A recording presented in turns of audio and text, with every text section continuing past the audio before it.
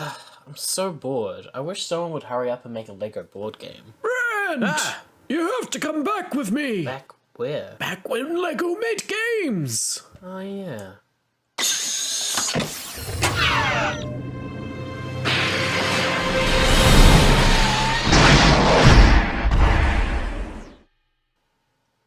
Welcome to 2011. We are well and truly into the LEGO games era.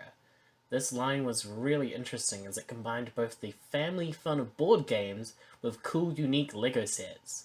Some notable mentions include Ramses' Pyramid, Minotaurus, and Creationary, which was like Pictionary, but you would build instead of draw what was meant to be guessed. Today we're going to have a look at LEGO Heroica Draida Bay. Heroica was a sub-theme of LEGO games which features a fantasy setting where adventurers would fight enemies and obtain certain goals. Each of these sets would come with a little comic giving us some story and also could combine to create a massive game. Let's go ahead and build it!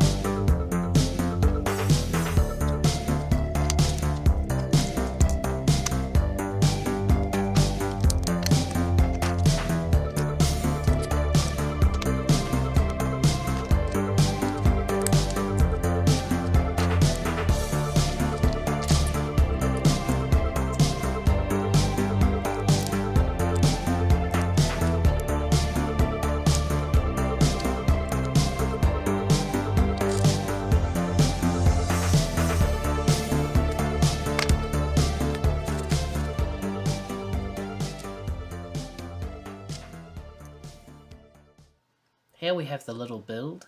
We have a little boat with our heroes. We have the beach. We have the bridge. We have this waterfall back here. We have the goblin warriors and the goblin general back there who's our boss to defeat. The goals change. You can make up your own goals, of course. In the rules it's defeat the goblin general, but I'd play it, you know, maybe defeat all the goblins, or maybe you want the health potion here. I guess it's really up to the player. Each of the players have these little health stands that kind of replicate a little bit of like a video game feel with having 4 hearts or something. When you get hurt, you lose a heart. If you defeat something or you obtain a health potion, you can put your health potion on here. Sort of like a nice little stand for your stuff. As you make your way through the world, you use these LEGO dies, which were quite very cool, unique to the LEGO games theme. So got rubbered around edges with LEGO studs inside, and you just put these tiles on, you gotta die. And so you can move with the amount shown on the die, and it can also be used when you're fighting an opponent. The best parts of these games are the figures we get. Here we have the Barbarian, who is great at melee attacks. And here we have the Wizard, which is good for ranged attacks. Then we have our enemies. The standard Goblin Warrior. And then the main boss, which is the goal, it could be the goal, the Goblin General. I do love how creative LEGO is being at this time, creating all these different games and creating Heroica, a whole another little theme within LEGO games that people can get into. Like, it's such a great idea. I'm pretty sad that we don't have LEGO games anymore. Or at least we don't have... We have LEGO chess sets, but we don't have the whole line of LEGO games that we had. It was just so interesting having these little sets.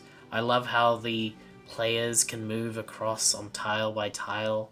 That's such a good idea. The introduction of these smaller figures.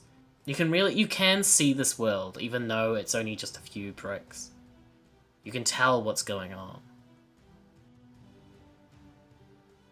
Now, in terms of an actual game, this is pretty simple. It is for kids. LEGO is for kids.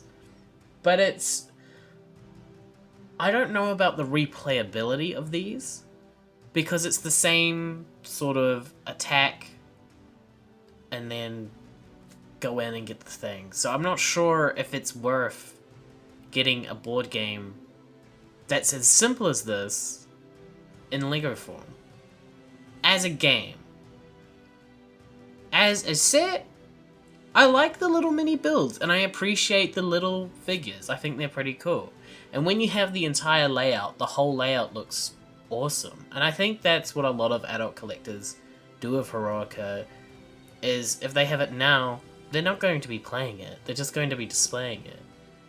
I've never heard of anyone saying that they love to play Heroica.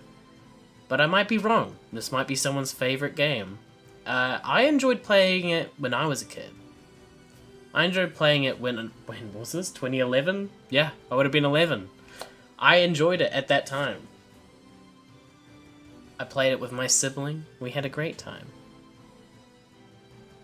But we didn't play it often. That's for sure. It wasn't a go-to game. It was more like... It almost feels like a gimmicky game. I feel like some of the other games that LEGO produced at this time would have been more long-lasting.